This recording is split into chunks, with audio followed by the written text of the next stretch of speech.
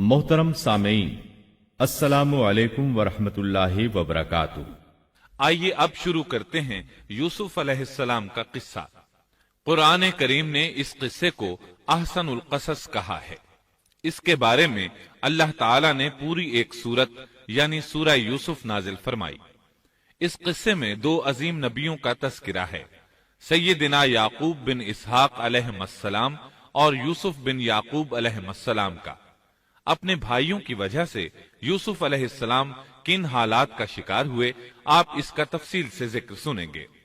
सूरह यूसुफ मक्की है और यूसुफ अलैहिस्सलाम का किस्सा अगरचे इब्तिलाओ आजमाइश की दास्तान है, लेकिन इसमें और भी बहुत से फवायद हैं। सुनने वाला इससे लुत्फानंदोज होता है, अपने अंदर रहम और उन्स के जज्बात महसूस करता है। इस किस्से में उन हालात की तरफ भी इशारा है जो अंबिया के साथ पेश आते हैं। आम अंबिया के हालात वाकयात से मालूम होता है कि पहले वो आसूदा हाल थे, लेकिन जब उन्होंने दावत दी तो उनकी कौम ने उन्हें झुटलाया। फिर आजमाइश का सिलसिला शुरू हुआ, फिर उनकी कौमों पर अजाब आया। इस किस्से में मामला इसके बिल्कुल बरअक्स है। इसमें शुरू में इब्तिला आजमाइश का दौर है, फिर आसानी और फरावानी की दास्तान है। ऐसा क्यों हुआ? उलमा के इस बारे में मुख्तलिफ अकवाल हैं। अता रहमतुल्लाह अलैह फरमाते हैं, गमजदा परेशान हाल अगर यूसुफ अलैहिस्सलाम के किस्से को सुनता है तो उसके दिल को सुकून मिलता है, वो मुतमईन हो जाता है, इसलिए कि इसमें तंगी के बाद आसानी है, मुश्किलात के बाद अल्लाह की नेमतों का नुज़ूल इससे जाहिर है। सूरह यूसुफ सूरह हूद के बाद नाजिल हुई। सूरह हूद में अंबियाए किराम के तस्करे के बाद कौम हूद और कौम सालेह की तबाही का जिक्र आता है। फिर उन अक़वाम का तस्करा है जो तबाह व बर्बाद हुई। फिर सूरह यूसुफ आमुल हुज़्न में नाजिल हुई। ये वो साल था जिसमें नबी सल्लल्लाहु अलैहि वसल्लम के चचा अबू तालिब फौत हुए।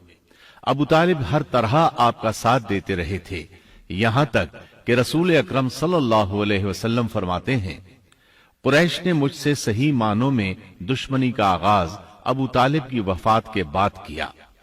एक कौल के मुताबिक अबू तालिब की वफात के सिर्फ 3 दिन बाद आपकी प्यारी और महबूब बीवी, जन्नत की औरतों की सरदार, दुनिया जहान की अफजल तरीन औरतों में से एक सैयदा खदीजतुल कुबरा रजी अल्लाह अन्हा इस दुनिया से रुखसत हो गईं।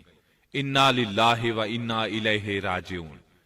यहां तक कि इब्ने अब्बास रजी अल्लाह अन्हुमा फरमाते हैं, रसूलुल्लाह सल्लल्लाहु अलैहि वसल्लम ने 4 खत खींचे, फिर सहाबा किराम को मुखातिब करके फरमाया, जानते हो ये खत मैंने क्यों खींचे हैं?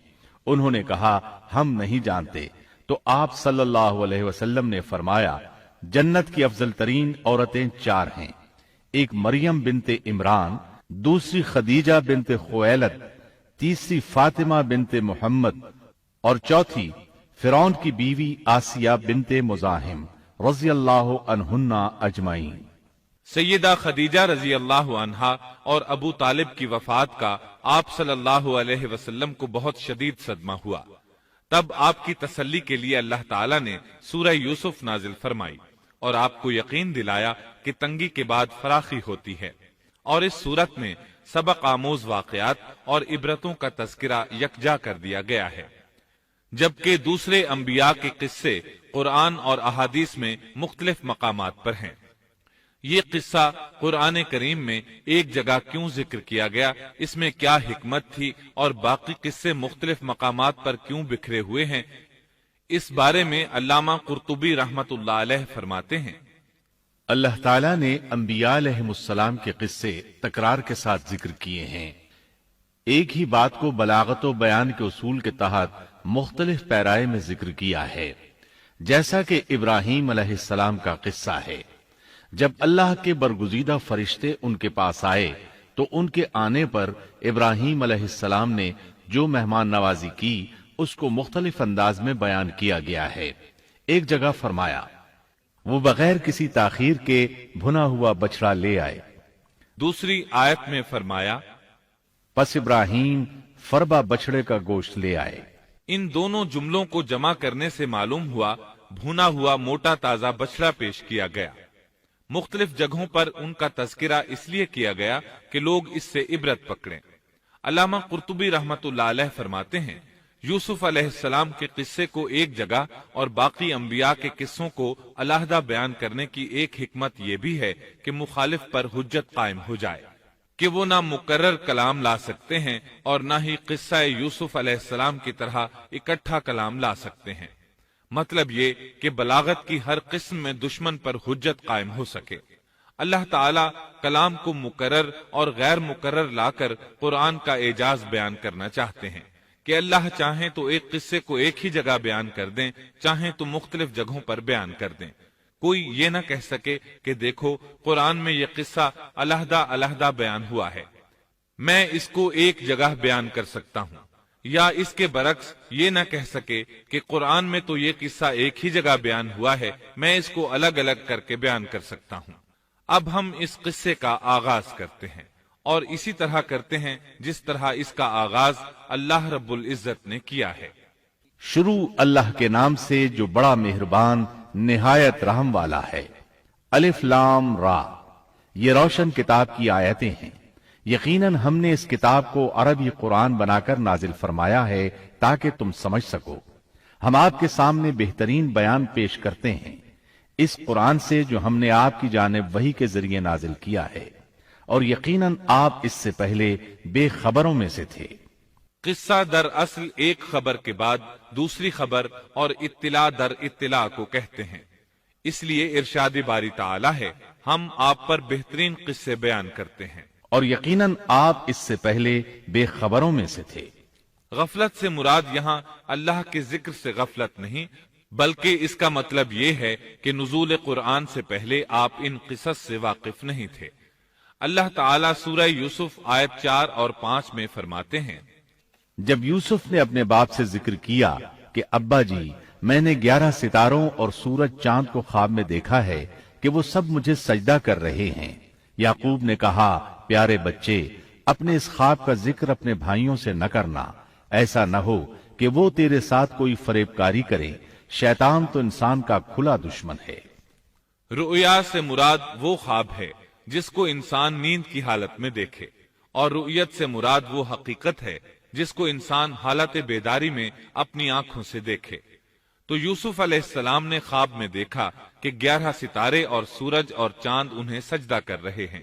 یعقوب علیہ السلام خواب کی حقیقت کو جان گئے، اگرچہ آپ خوابوں کی تعبیر نہیں بتاتے تھے، لیکن انہیں علم ہو گیا کہ اس میں یوسف علیہ السلام کی تکریم ہے، اور انہیں یہ بھی علم تھا کہ یوسف علیہ السلام کے بھائی ان سے حسد کرتے ہیں۔ اسی لیے انہوں نے یوسف علیہ السلام سے کہا کہ اپنے بھائیوں کو یہ خواب نہ سنانا۔ یوسف علیہ السلام کے 11 بھائی تھے۔ بنیامین ان کے سگے بھائی تھے، باقی 6 ایک ماں سے اور 4 2 لونڈیوں سے تھے۔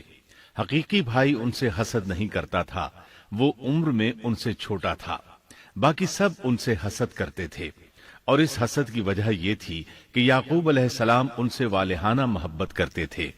اسی طرح بنیامین سے بھی انہیں بہت لگاؤ تھا، مطلب یہ کہ ان دونوں سے انہیں زیادہ محبت تھی، اور محبت میں کمی بیشی کوئی بری چیز نہیں۔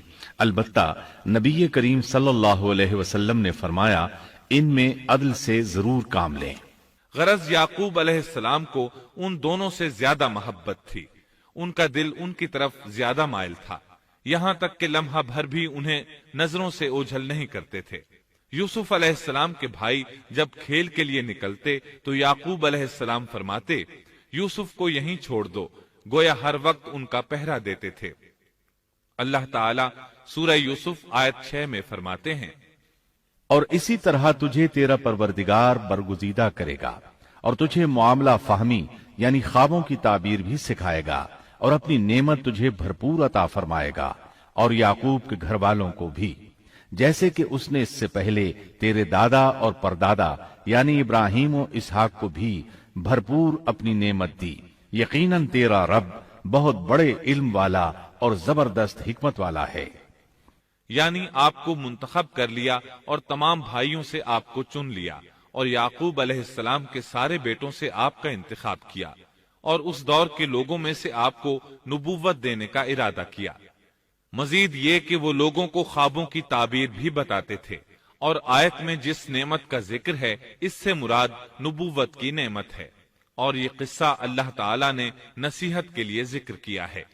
اللہ تعالیٰ سورہ یوسف آیت 7 اور 8 میں فرماتے ہیں، یقیناً یوسف اور اس کے بھائیوں میں دریافت کرنے والوں کے لیے بڑی بڑی نشانیاں ہیں، جبکہ انہوں نے کہا کہ یوسف اور اس کا بھائی بنسبت ہمارے باپ کو بہت زیادہ پیارا ہے، حالانکہ ہم طاقتور جماعت ہیں، کوئی شک نہیں کہ ہمارے ابا سری غلطی میں ہیں۔ کہا جاتا ہے کہ یہودیوں نے نبی کریم صلی اللہ علیہ وسلم سے یوسف علیہ السلام کے قصے کے متعلق سوال کیا تو یہ مکمل سورت انہیں قصہ سنانے کے لیے نازل ہوئی، جبکہ بنی اسرائیل کو یہ مکمل قصہ معلوم نہ تھا، اور جو معلوم تھا وہ بھی تحریف شدہ تھا۔ قرآن ان کی اس تحریف کو واضح کرنے کے لیے بھی نازل ہوا، اور جو بھی بنی اسرائیل کا شخص یا کوئی اور اس کے متعلق پوچھے گا اس کے لیے عبرتیں اور نصیحتیں ہیں۔ یوسف کے بھائیوں نے کہا کہ ہمارا باپ یوسف اور اس کے بھائی سے زیادہ محبت کیوں کرتا ہے، جبکہ ہم ایک جماعت ہیں۔ اپنے باپ کے اس عمل پر اعتراض کیا، اور یقیناً یہ ایک بہت برا گمان تھا۔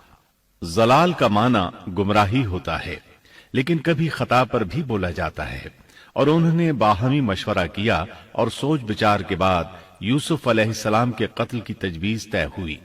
اللہ تعالیٰ آیت 9 میں فرماتے ہیں، یوسف کو تو مار ہی ڈالو یا اسے کسی نامعلوم جگہ پھینک دو کہ تمہارے والد کا رخ صرف تمہاری طرف ہی ہو جائے، اس کے بعد تم نیک ہو جانا۔ مطلب یہ کہ وہ آپس میں کہنے لگے یوسف کو قتل کر دو۔ اس پر بڑے بھائی یہودا نے مداخلت کی اور کہا قتل بہت سنگین جرم ہے، اس پر وہ بولے تب پھر اسے کہیں غائب کر دو تاکہ باپ کی توجہ تمہاری طرف ہو جائے اور یوسف والی رکاوٹ ختم ہو جائے۔ دیکھیے کیسی سوچ ہے، پہلے برائی کریں گے پھر توبہ کریں گے اور نیک بن جائیں گے۔ بھلا کیا ایسا آدمی جو برائی اس نیت سے کرتا ہے بعد میں توبہ کر لے گا، کیا اس کی توبہ قبول ہوگی؟ علماء فرماتے ہیں توبہ کا دروازہ کھلا ہے۔ اللہ تعالیٰ رات کے وقت صدا دیتا ہے کہ دن کو برائی کرنے والے توبہ کر لے، اور دن کو آواز دیتا ہے رات کو برائی کرنے والے توبہ کر لے۔ کوئی توبہ کا دروازہ بند نہیں کر سکتا، یہاں تک کہ انسان جتنی بار بھی گناہ کر کے توبہ کرے اللہ قبول کرتا ہے۔ اس لیے اللہ نے ان کی توبہ قبول کر لی۔ تاہم اس بات سے ڈرنا چاہیے کہ اگر گناہ کرنے کے بعد توبہ کا موقع ہی نہ ملے اور موت آ لے تو کیا ہوگا؟ یہ بات نہایت ہی خوفناک ہے کہ توبہ کا موقع ہی نہ ملے۔ اللہ تعالیٰ آیت نمبر 10 میں فرماتے ہیں، ان میں سے ایک نے کہا یوسف کو قتل تو نہ کرو بلکہ اسے کسی اندھے کنویں کی تہ میں ڈالاؤ کہ اسے کوئی آتا جاتا قافلہ اٹھا لے جائے، اگر تمہیں کرنا ہی ہے تو یوں کرو۔ یہودا نے انہیں قتل سے روکا اور کہا قواسم کے راستے میں اموقی نام کا کنواں ہے، اسے اس میں ڈال دو، کوئی گزرتا ہوا قافلہ اسے اٹھا لے جائے گا، اس سے نجات ہی پانا چاہتے ہو تو یہ کام کرو۔ سب نے اس بات سے اتفاق کیا۔ اب اپنے باپ کے پاس گئے، باپ سے انہوں نے جو کہا آیت 11 اور 12 میں آتا ہے، انہوں نے کہا ابا آخر آپ یوسف کے بارے میں ہم پر اعتبار کیوں نہیں کرتے؟ ہم تو اس کے خیر خواہ ہیں، کل آپ ضرور اسے ہمارے ساتھ بھیج دیجئے کہ خوب کھائے پیے اور کھیلے، اور اس کی حفاظت کے ہم ذمہ دار ہیں۔ یعقوب علیہ السلام نے ان کی بات کے جواب میں جو کچھ کہا آیت نمبر 13 اور 14 میں اس کا ذکر موجود ہے۔ یعقوب نے کہا اسے تمہارا لے جانا مجھے تو سخت صدمہ دے گا، اور مجھے یہ بھی کھٹکا لگا رہے گا کہ تمہاری غفلت میں اسے بھیڑیا کھا جائے۔ انہوں نے جواب دیا کہ ہم جیسی زوراور جماعت کی موجودگی میں بھی اگر اسے بھیڑیا کھا جائے تو ہم بالکل نکمے ہی ہوئے۔ وہاں بھیڑیے کثرت سے تھے، اس لیے یعقوب علیہ السلام ڈرتے تھے۔ بیٹوں کے بار بار اصرار پر یعقوب علیہ السلام یوسف علیہ السلام کو ان کے ساتھ بھیجنے پر رضامند ہو گئے۔ اللہ تعالیٰ آیت 15 میں فرماتے ہیں، پھر جب اسے لے چلے اور سب نے مل کر ٹھان لیا کہ اسے غیر آباد گہرے کنویں کی تہ میں پھینک دیں، ہم نے یوسف کی طرف وحی کی کہ یقیناً وقت آ رہا ہے کہ تو انہیں اس ماجرے کی خبر اس حال میں دے گا کہ وہ جانتے ہی نہ ہوں گے۔ بعض روایات کے مطابق انہوں نے راستے میں یوسف علیہ السلام کو مارا پیٹا، برا بھلا کہا، اور ایسا کرنا ان کے لیے معمولی بات تھی، کیونکہ وہ تو قتل کے درپے تھے۔ آخر کار کنویں کے پاس پہنچے اور مشورے کے مطابق انہیں کنویں میں ڈال دیا۔ یوسف علیہ السلام کنویں میں ایک پتھر پر گرے، یعنی پانی میں نہ گرے۔ آپ اس پتھر پر بیٹھ گئے۔ اللہ تعالیٰ کی طرف سے انہیں تسلی دی گئی کہ آپ پریشان نہ ہوں، بہت جلد آپ کنویں سے نکلیں گے اور انہیں ان کے اس گھناؤنے فعل کے بارے میں بتلائیں گے، اور انہیں اس بات کا گمان بھی نہیں ہوگا کہ ایسا وقت بھی آئے گا۔ یوسف علیہ السلام کو کنویں میں ڈالنے کے بعد انہوں نے گھر جانے کی تیاری کی۔ آیت نمبر 16 میں آتا ہے، اور عشاء کے وقت وہ سب اپنے باپ کے پاس روتے ہوئے پہنچے۔ امام عامش قاضی شرح رحمت اللہ علیہ کی مجلس میں بیٹھے تھے۔ ایک عورت آئی، اس کا ایک آدمی سے جھگڑا تھا، وہ بہت شدت سے رو رہی تھی۔ عامش بولے، آپ دیکھتے نہیں یہ کس بری طرح رو رہی ہے؟ ان کا مطلب یہ تھا کہ یہ سچی ہے۔ قاضی شرح فرمانے لگے، یوسف علیہ السلام کے بھائی رات کو روتے ہوئے اپنے باپ کے پاس آئے تھے، پس فیصلہ رونے پر نہیں انصاف پر ہونا چاہیے۔ اب یوسف علیہ السلام کے بھائیوں نے باپ کو تفصیل سنائی۔ اللہ تعالیٰ اس کا ذکر آیت 17 میں فرماتے ہیں، اور کہنے لگے کہ ابا جی، ہم تو آپس میں دوڑ میں لگ گئے اور یوسف کو ہم نے سامان کے پاس چھوڑا، پس اسے بھیڑیا کھا گیا۔ آپ تو ہماری بات نہیں مانیں گے، گو ہم بالکل سچے ہی ہوں۔ سو انہوں نے یہ بات بتائی، لیکن اس سے جھوٹ صاف ظاہر ہو رہا تھا، جیسا کہ اگلی آیت میں ہے۔ اور یوسف کے کرتے کو جھوٹ موڑ کے خون سے خون آلود بھی کر لائے تھے۔ ابن عباس رضی اللہ عنہما فرماتے ہیں کہ انہوں نے بکری ذبح کی اور یوسف علیہ السلام کی قمیص پر اس کا خون مل لیا، اور خون میں لت پت قمیص یعقوب علیہ السلام کے پاس لے آئے۔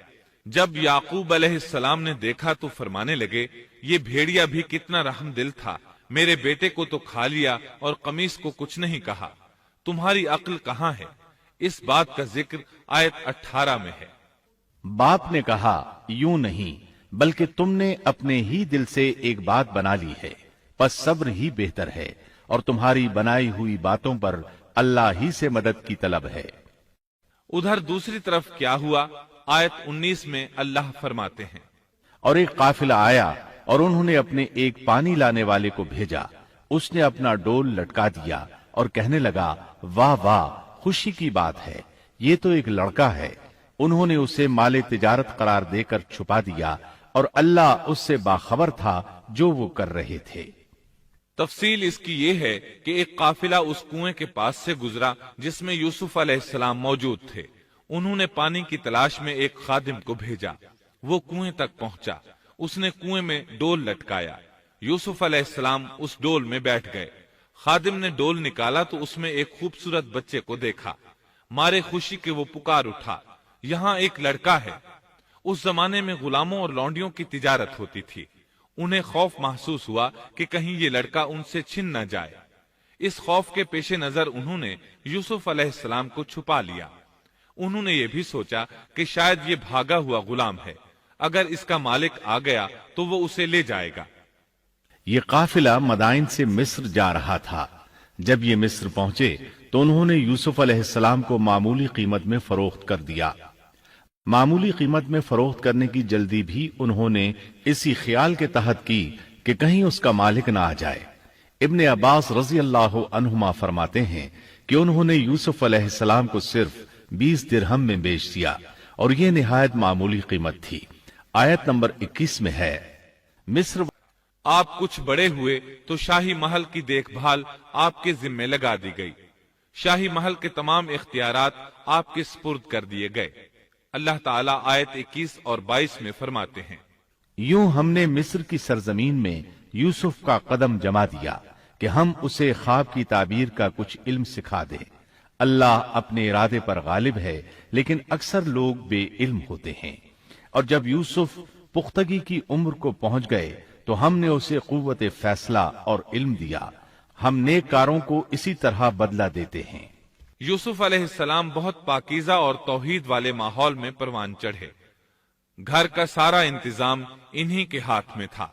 آپ بہت بصیرت اور سوجھ بوجھ سے گھر کا نظام چلا رہے تھے۔ ابھی عزیز مصر کی بیوی نے آپ کو گمراہ کرنے کی کوشش نہیں کی تھی کہ حلم، علم اور بصیرت کی صفات آپ میں موجود تھیں۔ मुफस्सिरीन लिखते हैं, जब यूसुफ अलैहिस्सलाम की उम्र 17-18 साल की हुई तो जवानी के साथ उनके हुस्न में मजीद इजाफा हुआ। हुस्न यूसुफ वाकई बेमिसाल था। नबी अकरम सल्लल्लाहु अलैहि वसल्लम फरमाते हैं, मेराज की रात मेरी मुलाकात यूसुफ अलैहिस्सलाम से हुई। ऐसा लगता था कि दुनिया का निस्फ हुस्न यूसुफ अलैहिस्सलाम को मिला है। मुफस्सिरीन इसकी वजाहत करते हैं कि हुस्न को अल्लाह ताला ने दो हिस्सों में तकसीम किया है। आधा हुस्न यूसुफ अलैहिस्सलाम को दिया और आधा बाकी सारी मखलूक में तकसीम कर दिया। अल्लाह अकबर, ये है हुस्न यूसुफ। और जब यूसुफ के हुस्न की कैफियत ये है तो फिर उसके खालिक के क्या कहने। जब अजीज मिस्र की बीवी ने उनका हुस्न देखा तो बे इख्तियार हो गई। उसके अंदर हैजान पैदा हुआ। उसने यूसुफ अलैहिस्सलाम से बदकारी का इरादा कर लिया। उनके साथ लुत्फो इनायत का सिलसिला शुरू कर दिया और फुसलाने के जितने तरीके हो सकते थे वो इख्तियार किए। नाजो नखरे के साथ उससे पेश आने लगी। अल्लाह आयत 23 में फरमाते हैं, उस औरत ने जिसके घर में यूसुफ थे, यूसुफ को बहलाना फुसलाना शुरू किया कि वो अपने नफ्स की निगरानी छोड़ दे और दरवाजे बंद करके कहने लगी, लो आ जाओ। यूसुफ ने कहा, अल्लाह की पनाह, वो मेरा रब है, मुझे उसने बहुत अच्छी तरह रखा है। बेइंसाफी करने वालों का भला नहीं होता है। मतलब ये कि आखिर नौबत यहाँ तक पहुंच गई कि एक दिन उसने सारे दरवाजे बंद कर लिए और कहने लगी, आइए यूसुफ, मैंने ये ज़ेबो ज़ीनत आपके लिए की है। यूसुफ अलैहिस्सलाम फरमाने लगे, अल्लाह की पनाह, ये नामुमकिन है, मैं ऐसा नहीं कर सकता। क्या मैं अपने मालिक की घरवाली से बदकारी करूं जिसने मुझे अपने बेटों की तरह नाजो नेमत में रखा।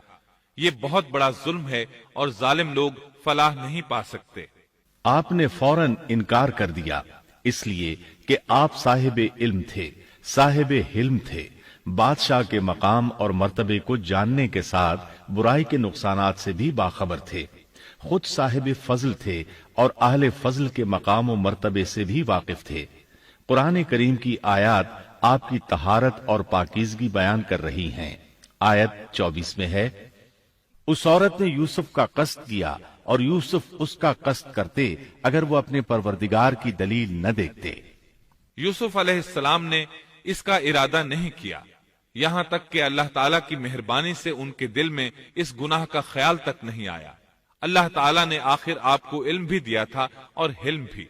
आप बादशाह के मर्तबे से वाकिफ थे, नेक थे, जानते थे जानी कभी फलाह नहीं पा सकता, बल्कि आपने तो फौरन कह दिया, अल्लाह की पनाह, मैं ऐसा हरगिज नहीं कर सकता।